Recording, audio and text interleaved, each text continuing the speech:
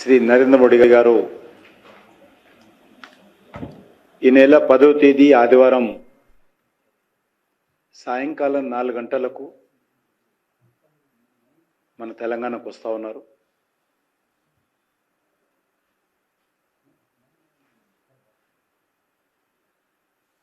Parliament ఎన్నికల తర్వాత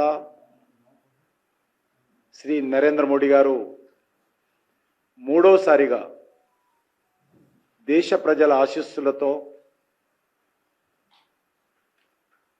పదవి బాధ్యతలు చేపట్టిన తర్వాత మొదటిసారి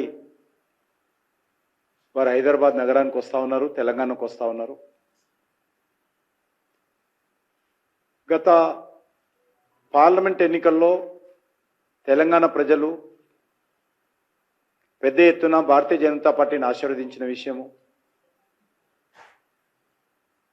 సగం సీట్లు మోడీ గారి నాయకత్వంలో బీజేపీని గెలిపించిన విషయము, పెద్ద ఎత్తున ఓట్ల శాతం కూడా అన్ని గ్రామాలలో అన్ని జిల్లాలలో పెరిగిన విషయం మీకు అందరికీ తెలుసు. ఆ తర్వాత వారు ఈ మే 10వ తేదీ నాడు ఎన్నికల సభ అయినటువంటి ఎల్బీ స్టేడియంలో జరిగినటువంటి సభ తర్వాత వారు 10వ తేదీ మన హైదరాబాద్ సిటీకి వస్తూ ఉన్నారు. మీకు అందరికీ తెలుసు, ఆ తర్వాత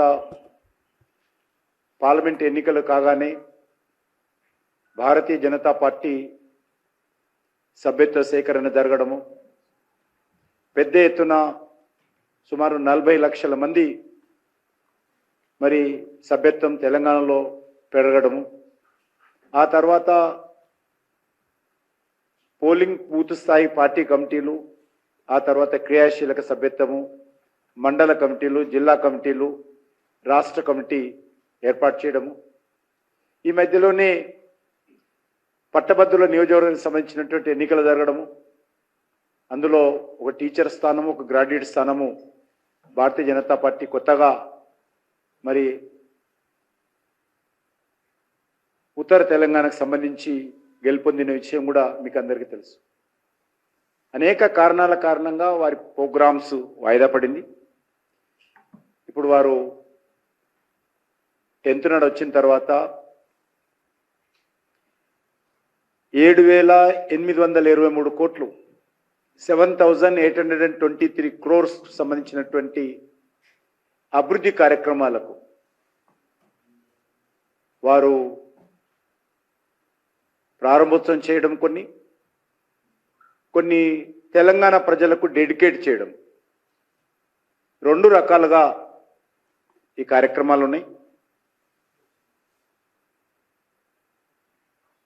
ఎందుకంటే ఈరోజు తెలంగాణలో అనేక రకాల కేంద్ర ప్రభుత్వ ఆధ్వర్యంలో కూడా పథకాలు జరుగుతూ ఉన్నాయి, అభివృద్ధి కార్యక్రమాలు జరుగుతూ ఉన్నాయి. సుమారు 80 కోట్లకు పైగా జాతీయ రహదారుల నిర్మాణంలో ఉన్నాయి. మళ్ళీ త్వరలోనే ఢిల్లీలో మీటింగ్ ఉంది, అందులో కొత్త ప్రాజెక్ట్స్ ఏం తీసుకోవాలో కూడా నిర్ణయిస్తాం. అదేవిధంగా మరొక 85,000 కోట్ల రూపాయల రైల్వే ప్రాజెక్ట్స్ నిర్మాణంలో ఉన్నాయి. రైల్వేకి సంబంధించి రైల్ మ్యానుఫ్యాక్చరింగ్ యూనిట్ ఆల్మోస్ట్ 90% నిర్మాణ పనులు పూర్తయినాయి. అందుకే ఆ యొక్క ప్రాజెక్ట్ ఇంకా 10% ఉంది కాబట్టి పూర్తి స్థాయిలో ట్రయల్ జరగాలి కాబట్టి ఆగి ఉంచాం. దాంట్లో ఏ రకంగా ఆపరేట్ చేయాలా, ఏ రకంగా ఎంప్లాయ్మెంట్ జనరేషన్ పెంచాలనే దాంట్లోనే ఇంకా చర్చలు జరుగుతూ ఉన్నాయి. పరిశ్రమ మాత్రం నిర్మాణం జరుగుతూ ఉంది. అది కాకుండా హైదరాబాద్ నుంచి యాదగిరి గుట్ట వరకు ఎంఎంటీఎస్ సంబంధించినటువంటి ప్రాజెక్టు కూడా పనులు మొదలైనవి, టెండర్ అయిపోయింది. కానీ కొంత ఇంకా ల్యాండ్ అక్విజిషన్ పూర్తి కాలేదు కాబట్టి ఆ ల్యాండ్ అక్విజిషన్ అయిన తర్వాత దానికి ప్రారంభోత్సవ కార్యక్రమం పెట్టుకుంటాం. అదే కాకుండా ఈరోజు ట్రైబల్ యూనివర్సిటీ అది కూడా ఈరోజు సుమారు 1000 కోట్ల రూపాయలతోటి సమ్మక్క సారక్క కేంద్ర గిరిజన విశ్వవిద్యాలయం ఏదైతే కేంద్ర ప్రభుత్వం మంజూరు చేసి టెంపరరీ క్యాంపస్లో ఇప్పుడు రన్ చేస్తూ ఉన్నామో దానికి సంబంధించినటువంటి ల్యాండ్ పూర్తిగా ఇటీవలనే కేంద్ర ప్రభుత్వము గవర్నమెంట్ ఆఫ్ ఇండియా ఎడ్యుకేషన్ మినిస్ట్రీకి హ్యాండ్ ఓవర్ చేయడం జరిగింది. దానికి సంబంధించినటువంటి కాంపౌండ్ వాళ్ళు చాలా వేగవంతంగా ఏ రోజైతే వాళ్ళు ల్యాండ్ పూర్తిగా ఇచ్చారో మరుసటి రోజు నుంచే కాంపౌండ్ వాళ్ళ పని మొదలుపెట్టాం. దానికి సంబంధించినటువంటి డిజైన్స్ కూడా వచ్చాయి, టెండర్ స్టేజ్లో ఉన్నది. అది కూడా త్వరలోనే ఆ క్యాంపస్ నిర్మాణ పనులు కూడా ప్రారంభోత్సవం చేస్తాం. ఇది కాకుండా మీకు అందరికీ తెలుసు, తార్నాక దగ్గర ఒక నేషనల్ సైన్స్ సెంటర్ పనులు జరుగుతూ ఉన్నాయి సుమారు 400 కోట్లతోటి. అది కూడా నేను బహుశా ఎల్లుండి ఆ పనులు పర్యవేక్షణ, ఎందుకంటే అనేక డిజైన్స్ కారణంగా ఇంటర్నేషనల్ స్టాండర్డ్లో ఉండాలనే దృక్పథంతో అంతర్జాతీయంగా ఉన్నటువంటి సైన్స్ సెంటర్స్కు సంబంధించినటువంటి డిజైన్స్ అన్ని పరిశీలించి అప్రూవల్ చేసి దాన్ని టెండర్ చేశాము. ఇప్పుడు నిర్మాణ పనులు ప్రారంభమైనాయి. నేను ఎల్లుండి చూడడానికి కూడా వెళ్తా ఉన్నాను. ఎందుకంటే నేషనల్ సైన్స్ సెంటర్ వచ్చినట్లయితే మనకు ఇక్కడ డిఫెన్స్ రీసెర్చ్ కానీ, ఫార్మా రీసెర్చ్ కానీ, మెడికల్ రీసెర్చ్ కానీ,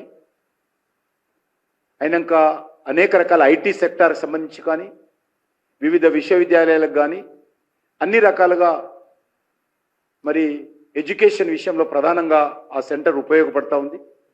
కాబట్టి దానికి చాలా పెద్ద ఎత్తున నేనే కల్చర్ మినిస్టర్ ఉన్నప్పుడే మంజూరు చేసి దాన్ని ప్రారంభించుకుంటున్నాం. ఇంకా అనేక రకాలుగా అభివృద్ధి కార్యక్రమాలు ఏదైతే ట్రిపుల్ ఆర్ రింగ్ రోడ్ సంబంధించి కూడా అది కూడా కొంత క్యాబినెట్ అప్రూవల్ కావాల్సిందే, ఢిల్లీలో కేంద్ర ప్రభుత్వం అప్రూవల్ కావాలి. అది కూడా సౌత్ పార్ట్కి సంబంధించినటువంటి డిపిఆర్ పనులు, ల్యాండ్ ఎక్వేషన్ సంబంధించినటువంటి ప్రాసెస్ వేగవంతంగా జరుగుతూ ఉంది. ఒకసారి అది పూర్తి అయిపోయితే క్యాబినెట్ అప్రూవల్ చేసిన తర్వాత దాన్ని కూడా ప్రధానమంత్రి గారి చేతుల మీదుగా ప్రారంభించుకోవాలనే దాంట్లో ఉన్నాం. ఇదే కాకుండా ఇంకా అనేక ఇతర ప్రాజెక్టులు ఉన్నప్పటికీ కూడా 10వ తేదీ మాత్రం మన జహీరాబాద్లో ఉన్నటువంటి మన యొక్క గవర్నమెంట్ ఆఫ్ ఇండియాకి సంబంధించినటువంటి ఏదైతే స్కీమ్ ఉందో, లార్జ్ స్కేల్ ఇన్ఫ్రాస్ట్రక్చర్ ఇన్వెస్ట్మెంట్స్ కింద ఇండస్ట్రియల్ కారిడార్ నెట్వర్క్లో స్మార్ట్